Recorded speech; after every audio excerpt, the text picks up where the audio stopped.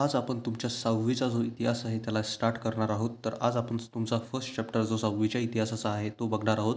त्याचं नाव आहे भारतीय उपखंड आणि इतिहास. तर या चॅप्टरमध्ये आपण काय काय बघणार आहोत? तर या चॅप्टरमध्ये आपण बघणार आहोत भारतीय जो उपखंड आहे त्याला आणि त्याचा जो इतिहास आहे त्याला पण. तर आपण सुरू करूया. तर याच्यामध्ये आपण काय काय बघू? इतिहासाची घडण आणि भौगोलिक वैशिष्ट्ये. इतिहासाची घडण म्हणजे इतिहासाची घडण कशाप्रकारे झाली, इतिहास कशाप्रकारे लिहिण्यात येऊ लागला व कशाप्रकारे इतिहास बनण्यास सुरुवात झाली. त्याच्यानंतर भौगोलिक वैशिष्ट्ये, काही भौगोलिक वैशिष्ट्ये जी आहे त्याचे जसे थरचे वाळवंट झाले, त्याच्यानंतर राजस्थान, त्याच्यानंतर काश्मीर, असे काही वैशिष्ट्य आहे जी भौगोलिक वैशिष्ट्ये आहे तीसुद्धा आपण बघणार आहोत. त्याच्यानंतर या इथे पण आपण तेच बघणार आहोत. त्याच्यानंतर भारतीय उपखंड याच्या बाबतीतसुद्धा आपण जाणून घेणार आहोत. तर अशा सर्व प्रकारच्या गोष्टींचा अभ्यास आपण या चॅप्टरमधून करणार आहोत आणि या चॅप्टरमध्ये आपण भारतीय उपखंड आणि त्याचा इतिहास पूर्णपणे बघणार आहोत. तर आपण सुरू करूयात आता. इतिहासाची घडण आणि भौगोलिक वैशिष्ट्ये. इयत्ता 5वीत आपण मानव आणि त्यांच्या भोवतालचा परिसर यांचा परस्परांशी कसा घनिष्ठ संबंध असतो हे विस्ताराने पाहिले. तर इयत्ता 5वीमध्ये आपण काय पाहिले की जो मानव आहे आणि त्याच्या भोवतालचा जो परिसर आहे त्याच्यामध्ये कशा प्रकारे घनिष्ठ संबंध आहे. जसे काही लोक राजस्थानमध्ये राहतात, काही लोक काश्मीरमध्ये राहतात. तर त्यांच्या परिसराशी कसा घनिष्ठ संबंध असतो हे आपण बघितले. त्याच्यानंतर आदिमानवाच्या जीवनमानातील आणि तंत्रज्ञानातील बदल त्यांच्या परिसरातील बदलांशी कसे जोडलेले असतात हे आपण पाहिले. तर जे आदिमानव होते त्यांच्या जीवनमानात आणि तंत्रज्ञानात जे बदल झाले ते परिसरांशी कसे जुडलेले होते. म्हणजे जे त्या परिसरात राहत आहे त्याच्यामध्ये काही बदल झाले तर त्यांच्या जीवनमानातसुद्धा बदल झाले आणि तंत्रज्ञानातसुद्धा बदल झाले. धारदार शस्त्रे बनण्यास सुरुवात झाली, आगीचा शोध लागला. हे आपण मागच्या स्टँडर्डमध्ये तुमच्या बघितले होते. अश्मयुगीन संस्कृती ते नदीकाठच्या कृषीप्रधान संस्कृती हा मानवी संस्कृतीच्या इतिहासाचा प्रवास कसा घडला याचा आपण आढावा घेतला. तर अश्मयुगीन संस्कृती आणि नदीकाठच्या कृषीप्रधान संस्कृती म्हणजे शेती करण्यास कशाप्रकारे सुरुवात झाली, हे सर्व आपण तुमच्या 5वीमध्ये बघितले होते. तर आपण काय काय तुमच्या 5वीमध्ये बघितले होते? तर आपण बघितले होते की मानव आणि त्याच्या भोवतालचा परिसर यांचा कशाप्रकारे घनिष्ठ संबंध असतो. जे माणसाच्या जीवनमानात म्हणजे माणसाच्या जीवनामध्ये जे बदल होतात, माणसाच्या तंत्रज्ञानामध्ये जे बदल होतात, ते परिसरातील बदलांशी कशाप्रकारे जोडलेले असतात हे आपण बघितले. त्याच्यानंतर आपण बघितले अश्मयुगीन संस्कृती, नदीकाठच्या कृषीप्रधान संस्कृती म्हणजे अश्मयुगीन संस्कृती काय होती. त्याच्यानंतर नदीकाठी जी कृषी पद्धती सुरू झाली, जे शेती करायला सुरुवात झाली, ती नदीकाठच्या कृषीप्रधान संस्कृती यांनासुद्धा आपण बघितले होते. हा मानवी संस्कृतीच्या इतिहासाचा प्रवास कसा घडला याचा आढावा आपण घेतला. म्हणजे या सर्व गोष्टींना आपण 5वीमध्ये बघितले. आणि आता आपण काय बघणार आहोत? तर आता आपण बघणार आहोत भारतीय उपखंड आणि इतिहास आणि आता आपण 6वीचा जो इतिहास आहे त्याला सुद्धा सुरुवात करणार आहोत. इतिहास म्हणजे मानवी संस्कृतीच्या प्रवासात घडलेल्या सर्व प्रकारच्या भूतकालीन घटनांची सुसंगत मांडणी.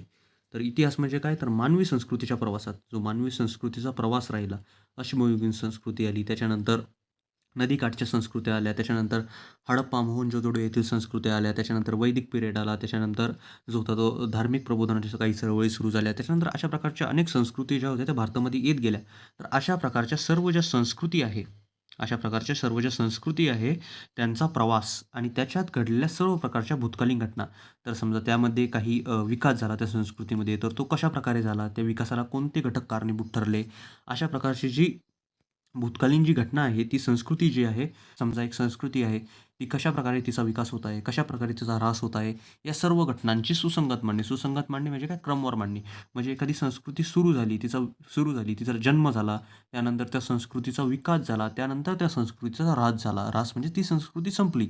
तर आपण पहिले ह्रास तर लिहू नाही शकत. म्हणजे म्हणजे तुम्हाला म्हणलो, की पहिले कोणत्या संस्कृतीचा ह्रास झाला, त्याच्यानंतर ती संस्कृतीचा विकास झाला, त्याच्यानंतर त्या संस्कृतीचा जन्म झाला. तर अशा प्रकारे होऊ नाही शकत. आपल्याला त्याची क्रमवार व सुसंगत मांडणी करणं पडणार आहे. म्हणजे एक संस्कृतीचा जन्म होणार आहे, त्याच्यानंतर ती संस्कृतीचा खूप जास्त विकास होणार आहे, त्याच्यानंतर ती संस्कृतीचा ह्रास होणार आहे. आपण असे अनेक राजवटींना सुद्धा म्हणू शकतो. त्या राजवटीचा जन्म झाला, ती राजवट जन्माला आली, त्याच्यानंतर त्या राजवटीचा खूप जास्त विकास झाला, पण त्याच्यानंतर ती राजवटीचा ह्रास झाला, ती राजवट संपली. तर अशा प्रकारे आपण त्याची सुसंगत मांडणी करतो, म्हणजे त्याची क्रमवार मांडणी करतो. तर आपण एकदा परत बघूया. इतिहास म्हणजे मानवी संस्कृतीच्या प्रवासात घडलेल्या सर्व प्रकारच्या भूतकालीन घटनांची सुसंगत मांडणी. मानवी संस्कृतीचा प्रवास म्हणजे काय? तर अनेक संस्कृती भारतामध्ये आल्या, ते मानवी संस्कृती आपण त्याला म्हणतो. त्याच्यामध्ये घडलेल्या सर्व प्रकारच्या भूतकालीन घटना, तर ते संस्कृती कशाप्रकारे त्याचा विकास झाला, कशाप्रकारे त्या संस्कृती संपल्या, कशाप्रकारे त्या संस्कृतीचा जन्म झाला, अशा सर्व प्रकारच्या भूतकालीन घटनाची सुसंगत मांडणी म्हणजे क्रमवार मांडणी. याला आपण काय म्हणतो? याला आपण म्हणतो इतिहास. त्याच्यानंतर स्थल, काल, व्यक्ती, समाज हे इतिहासाचे प्रमुख 4 आधारस्तंभ आहेत. आता आधारस्तंभ म्हणजे काय असतं? आधारस्तंभ म्हणजे समजा हा आहे आधारस्तंभ आणि याच्यावरती एक बिल्डिंग समजा बनलेली आहे. पण हा आधारस्तंभ जर पडला तर ही बिल्डिंगसुद्धा राहू नाही शकत. तर इतिहासाला तुम्ही एक बिल्डिंग म्हणू शकता आणि त्याचे 4 आधारस्तंभ तुम्ही जे मानू शकता, तो एक स्थल आहे, एक काल आहे, एक व्यक्ती आहे आणि एक समाज आहे. आणि याच्यावर जी पूर्ण इतिहासाची जी इमारत आहे ही जी आहे ती बनलेली आहे. तर काय काय आहे स्थल. स्थल म्हणजे काय ती जागा, कोणत्या जागेमध्ये त्या व्यक्तीचा जन्म झाला किंवा कोणत्या जागेबाबत आपण इतिहास जाणत आहोत. आपण राजस्थानचा इतिहास जाणत आहोत की आपण आफ्रिकेचा इतिहास जाणत आहोत की आपण काश्मीरचा इतिहास जाणत आहोत. कुठला इतिहास आपण जाणत आहोत. त्याचे स्थल, त्याचा काळ. कोणत्या काळातील इतिहास आपण जाणत आहोत. आपण 1800चा इतिहास आपल्याला माहीत पाहिजे. समजा आपण भारताचा इतिहास जाणत आहोत. भारतामध्ये पण महाराष्ट्राचा इतिहास जाणत आहोत. महाराष्ट्राचा इतिहास 1800 मध्ये आपण जाणत आहोत की आपण 1630 मध्ये जाणत आहोत, जेव्हा छत्रपती शिवाजी महाराजचा जन्म झाला. की आपण 1130 मध्ये जाणत आहोत की आपण 760 मधला इतिहास जाणत आहोत, 760 AD मधला. म्हणजे आपण कोणत्या काळातला इतिहास जाणत आहोत हे सुद्धा माहीत असणे खूप जास्त गरजेचे आहे. त्याच्यानंतर व्यक्ती. कोणत्या व्यक्तीच्या बाबतीत आपण इतिहास जाणत आहोत. फॉर एक्झाम्पल छत्रपती शिवाजी महाराज यांच्या बाबतीत आपल्याला इतिहास जाणायचा आहे. तर आपल्याला 1630च्या नंतरच्या काळात जावे लागेल, जेव्हा त्यांचा जन्म झाला. मग त्या काळातील व्यक्ती कसे होते ते, त्याच्यानंतर त्यांचा काळ कोणता होता. त्यांचा काळ म्हणजे 1630चा काळ, 1650 या काळामध्ये छत्रपती शिवाजी महाराज होते. तर 1650 काळातील समाज कसा होता, ते स्थळ कोणतं होतं, कोणत्या जागी ते होते, म्हणजे शिवनेरी, पुणे या जागी ते होते. तर या जागेची परिस्थिती कशी होती, ही जी जागा होती, पुण्यामधला समाज कसा होता, हे सर्व जाणणे आपल्यासाठी खूप जास्त जरुरी असते. तर काय काय जरुरी आहे आपल्यासाठी स्थळ, त्याच्यानंतर काल. स्थळ म्हणजे काय, जागा, ती जागा कोणती आहे, त्याच्यानंतर काल, तो काळ कोणता आहे, म्हणजे कोणत्या काळामध्ये ती व्यक्ती आहे, त्याच्यानंतर ती व्यक्ती कोण आहे, त्याच्यानंतर समाज, त्या काळातील समाज कसा आहे. तर हे 4 जे घटक आहे याच्यावरून आपल्याला इतिहास माहिती होते. हे इतिहासाचे 4 प्रमुख आधारस्तंभ आहे. या 4 घटकांशिवाय इतिहास लिहिला जाऊ शकत नाही. म्हणजे मी जर म्हटलं स्थळ काढून टाकतो आणि फक्त काळ, व्यक्ती, समाज ठेवतो, तर इतिहास लिहिलाच जाऊ शकत नाही. मी फक्त म्हणेन काळ आहे एक, 1650चा काळ आहे. त्याच्यामध्ये छत्रपती शिवाजी महाराज आहे आणि असा-असा एक समाज आहे. पण ते कोणत्या जागी आहे हे आपल्याला माहीत तर पाहिजे. त्याच्यानंतर मी म्हणेन मी काळच काढून टाकतो. मी 1650 काढून टाकतो. तर आपल्याला माहीतच नाही होणार की त्यांचा जन्म कधी झाला, मृत्यू कधी झाला. ते म्हणलो मी व्यक्तीलाच काढून टाकतो. तर आपण इतिहास लिहूच शकत नाही. स्थळ आपल्याला फक्त माहिती आहे महाराष्ट्र आहे. काळ आपल्याला माहिती आहे 1650-1660 असा काळ आणि समाज आपल्याला माहिती आहे. पण कोणत्या व्यक्तीच्या बाबतीत आपण गोष्ट करत आहोत, कोणत्या व्यक्तीच्या बाबतीत आपण बोलत आहोत, हे आपल्याला माहीत असणे खूप गरजेचे आहे. त्याच्यानंतर समाज. मी फक्त म्हणलो मी स्थळ सांगेन, काळ सांगेन आणि व्यक्ती सांगेल. म्हणजे काय, मी फक्त तुम्हाला सांगितलं की महाराष्ट्र एक स्थळ आहे. काळ कोणता आहे, 1650चा काळ आहे. व्यक्ती छत्रपती शिवाजी महाराज आहे. पण मी समाजाच्या बाबतीत सांगितलंच नाही की समाज कशा प्रकारचा आहे, समाजामध्ये स्वातंत्र्याची भावना आहे की नाही, समाज कशाप्रकारे विचार करतो, समाजामध्ये संत महात्मे किती आहे, कसे आहे, त्यांचा कसा प्रभाव आहे समाजावरती. तर हे सर्व जे 4 गोष्टी आहे, याला धरून आपण इतिहास बनतो. तर इतिहास म्हणजे मानवी संस्कृतीच्या प्रवासात घडलेल्या सर्व प्रकारच्या भूतकालीन घटनाची सुसंगत मांडणी असते. पण त्याच्यामध्ये काय इम्पॉर्टंट आहे, स्थळ, काळ, व्यक्ती आणि समाज. हे 4 घटक खूप जास्त इम्पॉर्टंट असतात. यानेच इतिहास बनतो. आता आपण पुढे बघूया. हे इतिहासाचे 4 प्रमुख आधारस्तंभ आहे. या 4 घटकांशिवाय इतिहास लिहिला जाऊ शकत नाही. जसे मी तुम्हाला सांगितले, याच्या बगैर इतिहास लिहिलाच जाऊ शकत नाही. यापैकी स्थळ हा घटक भूगोलाशी संबंधित म्हणजे भौगोलिक परिस्थितीशी संबंधित आहे. स्थळ म्हणजे काय, जसं मी तुम्हाला सांगितलं, स्थळ म्हणजे कोणती जागा आहे ती, कोणत्या जागेचा इतिहास आपण वाचत आहोत किंवा कोणत्या जागेचा इतिहास आपल्याला लिहिणं आहे. तर ते होतं स्थळ. आणि स्थळमध्ये म्हणजे काय, तर भौगोलिक परिस्थिती तिथे असते. म्हणजे महाराष्ट्रात एक भौगोलिक परिस्थिती आहे, तर राजस्थानमध्ये एक भौगोलिक परिस्थिती, तर काश्मीरमध्ये एक भौगोलिक परिस्थिती, सर्व प्रदेशाची भौगोलिक परिस्थिती वेगवेगळी असते. तर यापैकी स्थळ घटक भूगोलाशी म्हणजे भौगोलिक परिस्थितीशी संबंधित आहे. इतिहास व भूगोल यांचे नाते अतूट आहे, म्हणजे ते तुटणारे नाही. तर जसे मी तुम्हाला सांगितले, इतिहास लिहिण्यासाठी या 4 घटकांची खूप जास्त गरज आहे. त्याच्यामध्ये स्थळ हा जो घटक आहे, हे भूगोलाशी संबंधित आहे आणि भूगोलाशी संबंधित जो स्थळ हा घटक आहे, त्याच्या बगैर तर इतिहास लिहिला जाऊ शकत नाही. तर इतिहास आणि भूगोल यांचे नाते काय झाले, अतूट झाले, म्हणजे ते तुटू शकत नाही. भौगोलिक परिस्थिती इतिहासावर अनेक प्रकारे परिणाम करत असते. तर भौगोलिक जी परिस्थिती असते एखाद्या जागेची, ती इतिहासावर अनेक प्रकारे परिणाम करत असते. अशा प्रकारे काय, इतिहास व भूगोल यांचे नाते जे आहे अतूट आहे आणि भौगोलिक परिस्थिती जी आहे ती इतिहासावर अनेक प्रकारे परिणाम करते. तर जी भौगोलिक परिस्थिती असते ती इतिहासावर जी आहे ती खूप जास्त अनेक प्रकारे जी आहे ती परिणाम करत असते. तर आता आपण काय बघूया, चला चला चर्चा करूया. तुमच्या परिसरात कोणकोणते व्यवसाय आहेत? तर तुम्हाला तुमच्या परिसरातील व्यवसाय बघायचे आहे. कोणकोणते व्यवसाय तुमच्या परिसरात जे आहे ते लोकं करतात. तुमच्या परिसरात कोणकोणती पिके घेतली जातात? तर तुम्ही महाराष्ट्रात राहत असाल किंवा कुठे राहत असाल, तिथे कोणकोणती पिके लोकं घेतात हे तुम्हाला कमेंट्स करून मला सांगायचं आहे.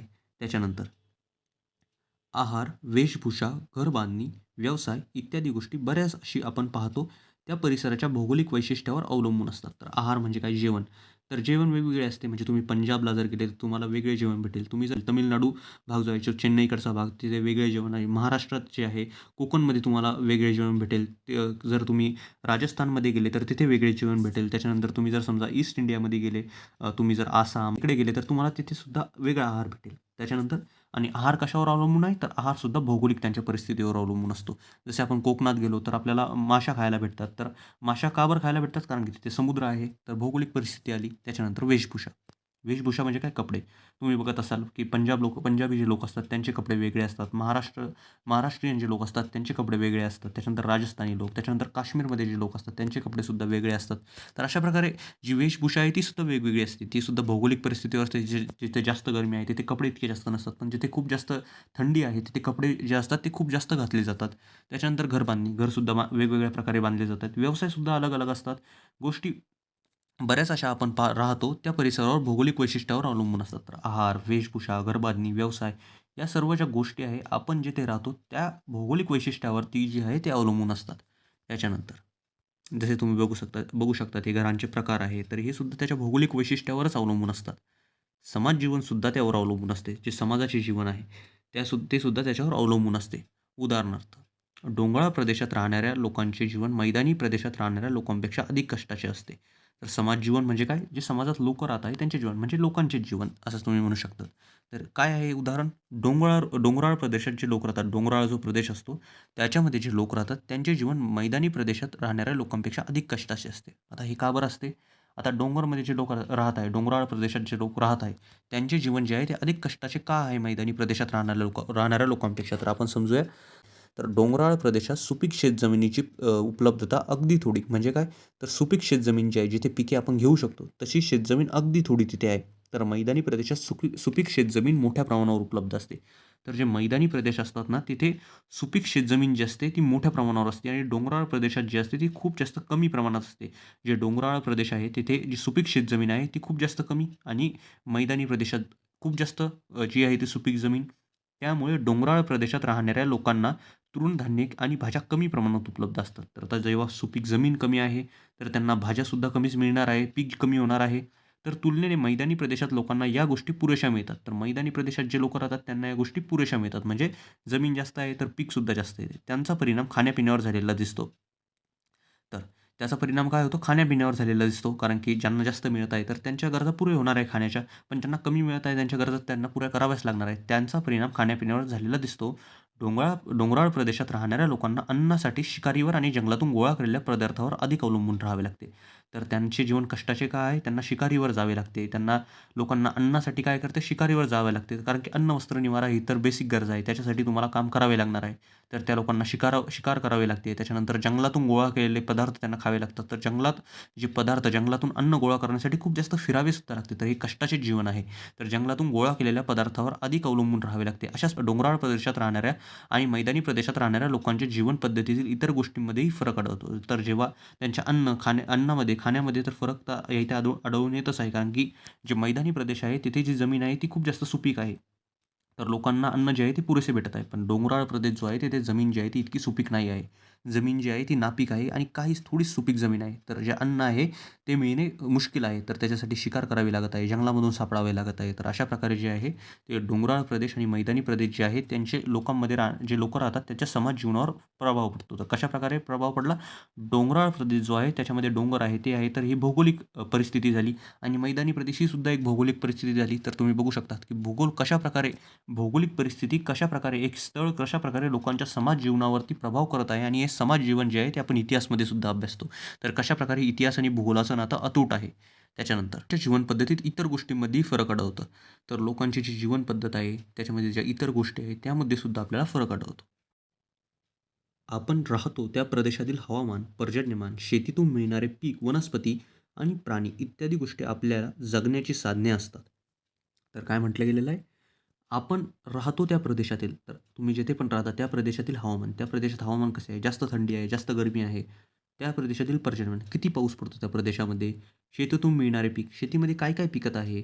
त्याच्यानंतर त्या प्रदेशातील वनस्पती, काय-काय झाडे तिथे उगत आहे? आणि प्राणी, त्या प्रदेशात कोणकोणते प्राणी भेटतात? इत्यादी गोष्टी आपल्या जगण्याची साधने असतात. तर याच्यावरून आपण आपला उदरनिर्वाह करू शकतो, आपण पैसे कमवू शकतो, आपण जगू शकतो, आपण सर्व्हाईव्ह करू शकतो या सगळ्या गोष्टीवरून. तर या सगळ्या गोष्टी काय आहे? आपल्या जगण्याची साधने आहे.